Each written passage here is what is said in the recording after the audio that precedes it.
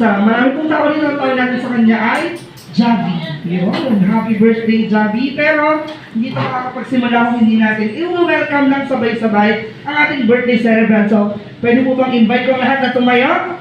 And all together, let's welcome our birthday celebrant together with his parents, Bea, Gerson, at of course ang kanyang napakagandang ate na si Johan.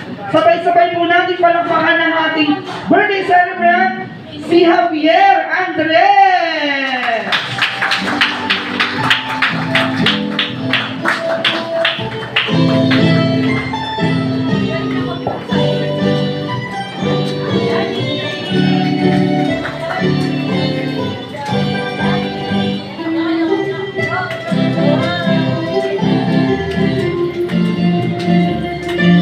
Once again, ladies and gentlemen, palakpakan po natin ang star ng pisang ito, si Javi. Happy birthday, Javi.